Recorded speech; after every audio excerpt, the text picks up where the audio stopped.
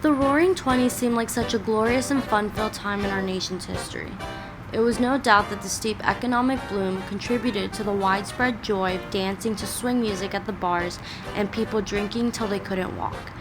But the Prohibition era was a dark time in Chicago. Organized crime, led by famous gangsters like Al Capone, was rising.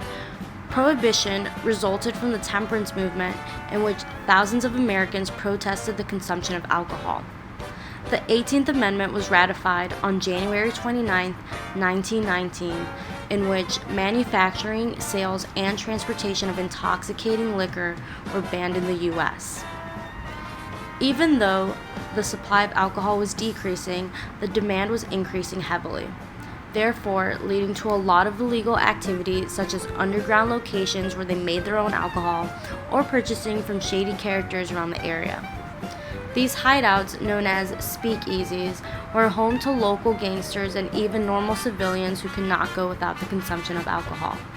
Many had swept the shelves clean of liquor bottles just before the ratification of the amendment and hid them in their own basements, or just learned how to make their own illegally. Chicago has always been known to be a segregated city. This was no different during the Prohibition era. The city was divided into the South Side, which was run by Al Capone, and the North Side, which was run by Bugs Moran.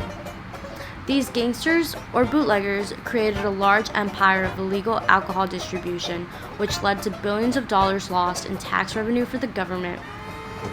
In a 1930 Chicago Tribune article, it was announced that Capone took $1.8 million in 3 years' worth of gambling and beer making. However, after bickering with protests, complaints, and illegal activity, the 21st Amendment was ratified on December 5, 1933, which revoked the 18th Amendment and now permitting the manufacturing, transportation, and sales of alcohol.